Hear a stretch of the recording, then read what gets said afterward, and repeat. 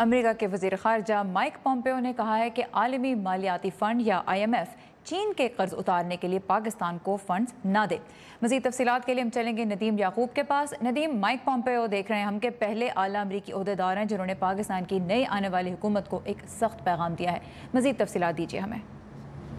سارا، جیسا کہ ہمارے ہی پروگرام میں کچھ ماہرین جو ہیں وہ اس طرف اشارہ کر چکے ہیں کہ پاکستان کی جو معاشی حالت ہے وہ اتنی خراب ہے کہ پاکستان کو ہر صورت میں ایک بیل آؤٹ پیکج کی ضرورت ہے۔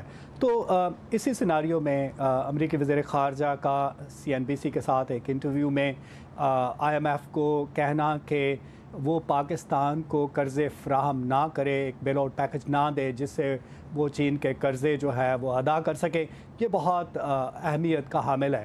ان کا جو انٹرویو ہے اس کو رائٹرز نے ایگزیکٹلی کوٹ کرتے ہوئے میں ان کے الفاظ بتاتا ہوں۔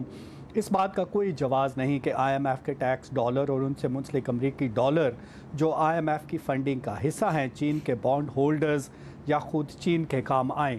انہوں نے یہ بھی کہا کہ انہوں نے خبردار کیا ایکچولی IMF کو کہ وہ ایسی غلطی نہ کریں کیونکہ امریکی حکومت جو ہے وہ IMF پر نظر رکھے ہوئے ہے۔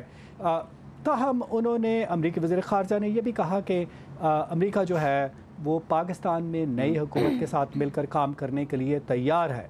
اتوار کے روز دا فائنینشل ٹائمز نے اپنی ایک رپورٹ میں کہا تھا کہ پاکستان کی وزارت خزانہ جو ہے اس کے اعلیٰ حکام IMF سے ایک 12 ارب ڈالر کا بیل آؤٹ پیکج کے لیے منصوبہ بندی کر رہے ہیں۔